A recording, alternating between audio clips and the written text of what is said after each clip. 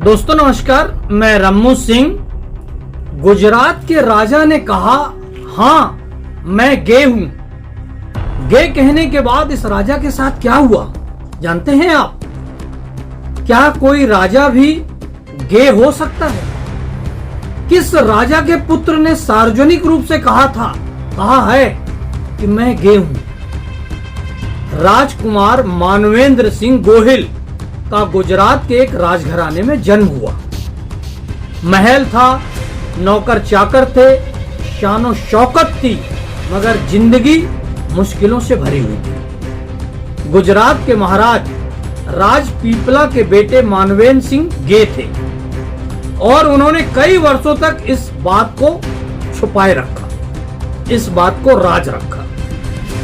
बात है सन 1991 की। 1991 में मध्य प्रदेश के झाबुआ की राजकुमारी से मानवेंद्र सिंह की शादी भी करा दी गई। शादी के बाद वह आत्मग्लानि से भर उठी और अपनी असलियत पत्नी को बताया। शादी के 1 साल के अंदर ही उनकी पत्नी ने तलाक ले लिया, मगर एक शर्त रखकर। तलाक की शर्त थी, पत्नी गे होने की बात किसी से नहीं बताएंगे, और उन्होंने ऐसा किया भी। मगर सन 2002 की बात है। 2002 में प्रिंस मानवेंद्र को नर्वस ब्रेकडाउन हुआ। इस बीमारी के कारण उन्हें हॉस्पिटल में भर्ती कराया गया। तब जाकर यह राज खुला कि वह गे हैं। परिवार वालों ने भी इस बात को राज रखने की ठानी और राजकुमार मानवेंद्र सिंह का इलाज मेडिकल के आधार पर शुरू कराया गया और फिर धार्मिक आधार पर भी उनका इलाज शुरू हुआ।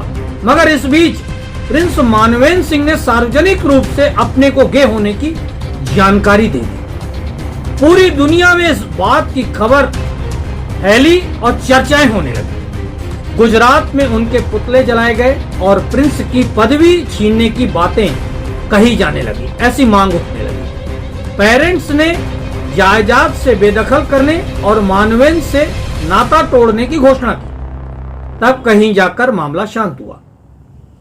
एक इंटरव्यू में प्रिंस मानवेंद्र ने कहा था, भारत में सार्वजनिक तौर पर सच बताना बहुत मुश्किल है। समाज पेरेंट्स को यह बात स्वीकार ही नहीं करने देती।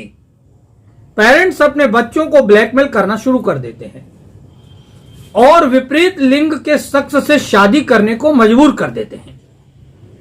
कई लोग मुझे बताते हैं कि उन्हें पेरेंट्स ने जान से मारने की धमकी दी है।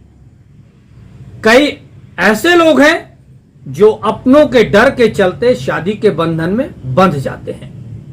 वैसे साइंस कहता है, अंडाणु और शुक्राणु बिल्कुल बराबर शक्ति में मिलते हैं तब गे का जन्म होता है।